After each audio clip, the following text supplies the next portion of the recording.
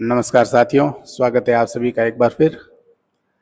साथियों, आज जैसा कि आप स्क्रीन के ऊपर देख पा रहे हैं, आज हम अंक गणित की संक्रियाओं को करने के लिए, संक्रियाएं मीन्स अंक गणित के अंदर जो जोड़, बाकी, गुणा और भाग होते हैं, उनको करने के लिए जो बोर्ड मास का नियम है, बहुत ही जरूरी नियम है।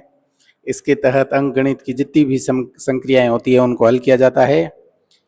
अब इसमें बोर्ड मास का नियम क्या है, कैसे हल करना है, किस प्रकार से होगा, इन सब के बारे में हम सीखेंगे। तो सबसे पहले जो बोर्ड मास की फुल फॉर्म है उसको आपको ध्यान में रखना है कि BODMAS। इसमें इनका अर्थ क्या है? तो बी का अर्थ होता है साथियों ब्रैकेट, ओ का मतलब होता है ऑर्डर, डी का मतलब डिवीजन, एम मतलब मल्टीप्लिकेशन, ए का मतलब एडिशन और एस का मतलब सब्ट्रैक्शन। सबसे पहले जो हल होगा वह ब्रैकेट हल होगा, ठीक है। उसके बाद जो दूसरा नंबर आता है ऑर्डर का, ऑर्डर का मतलब होता है जो उनमें क्रम है, कोई घात के रूप में है तो उनको हल करना है पहले। उसके बाद बारी आती है डिवीजन की, उसके बाद अपना मल्टीप्लिकेशन, एडिशन और फिर सब्ट्रैक्शन। तो इस प्रकार इनका क्रम रहता है। तो जब हम इन संक्रियाओं को हल करते हैं तो आपको इस क्रम को पूरे को ध्यान में रखते हुए करना है, तभी आप जो गणित की संक्रिया हैं उनको हल कर पाओगे।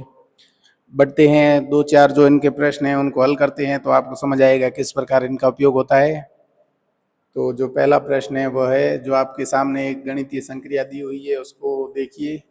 तो इसमें देखिए साथियों, जब हम इस बोर्ड मास के नियम को देखते हैं तो कौन कौन से इसमें जो अवधारणाएं हैं, संक्रियाएं हो रही है। तो यहाँ ब्रैकेट नहीं है, घात और घातांक के भी कुछ नहीं है, डिवीजन दिख रहा है। तो सबसे पहले जहां डिवीजन का साइन है वह सबसे पहले होगा, और जिन दो अंकों के बीच डिवीजन लगा हुआ है उनको पहले हल करना है।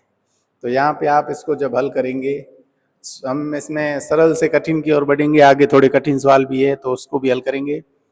तो इसमें देखिए 6 और 2 के बीच में भाग का निशान है, मतलब 6 में 2 का भाग देना है, तो 3 को लिख देना है, प्लस 6 में 2 का भाग दिया तो जाएगा 3 बार और -4। तो ये इस प्रकार हल होगा। अब देखिए वापस से गुणा का इसमें कोई नहीं है, संक्रिया नहीं की हुई है गुणा की, तो सीधा अब जोड़ की होगी। तो जोड़ का निशान 3 और 3 के बीच में है, तो 3 और 3 जुड़ के हो जाएंगे 6, और उसमें से 4। अब लास्ट में जो सब्ट्रैक्शन की बारी आती है तो आपको उसको 6 में से 4 घटा देने हैं, पीछे जो अपना हल आया वो आया 2। तो इस प्रकार आपको ध्यान रखना है कि किस प्रकार ये होगी। अब जैसे देखिए इसमें है, तो इसमें सबसे पहले अपना बोर्ड मास का नियम ब्रैकेट को हल करने का कहता है। तो इसमें ब्रैकेट बना हुआ है, तो सबसे पहले हमें ये ब्रैकेट हल करना होगा। और ब्रैकेट के लिए इसमें जो भी दिया हुआ है उसको पहले 25 + 14 भाग, अब 5 में से 3 घटाने का बोल रहा है तो 5 में से 3 घटा के लिख दीजिए। जैसे ही आप 5 में से 3 घटा दोगे ये ब्रैकेट साथियों हट जाएगा। ब्रैकेट के अंदर जो भी संक्रिया दी हुई है उसको करते ही ब्रैकेट हट जाता है। अब ब्रैकेट के बाद ऑर्डर का कोई नहीं है, उसके बाद सीधा डिवीजन का है। तो डिवीजन जो है वो 14 और 2 के बीच में हो रखा है, तो आपको इसमें 25 + 14 में 2 का भाग देना है। 14 में 2 का भाग देंगे जाएगा 7 बार, और अब अपना सिर्फ योग ही बचा है तो इन दोनों को जोड़ दीजिए, 25 और 7 मिलके हो गए 32। तो ये इस प्रकार से आपको जो इनकी अंक गणित की संक्रियाएं होती है इनको करना है। एक दो और ले रखी है, इसमें देखिए अपना ब्रैकेट भी है, ऑर्डर वाला जो घात के जो प्रश्न होते हैं वह भी है, गुणा भाग सब है। तो इसमें सबसे पहले जो हल होगा वह होगा जो ब्रैकेट के अंदर दिया हुआ है वह। तो ब्रैकेट के अंदर योग दिया हुआ है तो सबसे पहले उसको हल करना है, बाकी को एज इट इज आप लिख सकते हैं। और माइनस ब्रैकेट के अंदर 3 और 5 को जोड़ दिया तो जाएगा 8।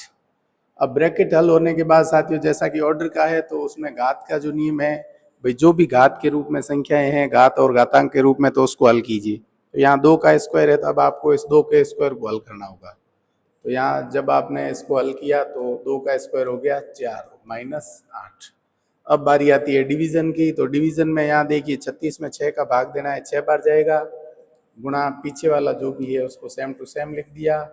अब बारी आती है डिवीजन के बाद मल्टीप्लिकेशन की तो 6 और 3 का गुणा करना है, तो 6 3 का गुणा करके कर दिया 18 प्लस 4 और माइनस 8।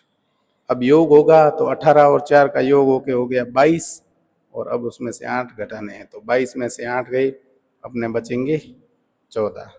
तो ये 14 इसका आंसर आ गया पूरे का। तो कैसी भी कठिन संक्रिया हो, अंकगणित की जो भी संक्रियाएं होती है कैसी भी होगी, अगर आप बोर्ड मास के नियम के तहत करोगे तो गलती का कोई भी गुंजाइश नहीं रहेगी, किसी भी प्रकार की गलती नहीं होगी। और अगर आप अपनी मन मर्जी से ही जैसे ही करोगे कि हाँ ये भी पहले हो सकता है, तो उसमें वो पूर्ण रूप से सही होने के चांस बहुत कम है। तो इस नियम को ध्यान में रखना है, प्रत्येक का क्रम को ध्यान में रखना है कि सबसे पहले हल कौन होगा, उसके बाद किसकी क्रम है। जैसे इसमें देख रहे हो तो इसमें साथियों देख रहे हो ब्रैकेट तो इसमें भी है, लेकिन ब्रैकेट के अंदर भी डिवीजन का भी निशान है, सब्ट्रैक्शन का भी है और इसके ऊपर पावर के रूप में 2 भी है। तो ब्रैकेट के अंदर भी बोर्ड मास का नियम लागू होगा कि सबसे पहले हल किसको करे, ब्रैकेट के अंदर भी।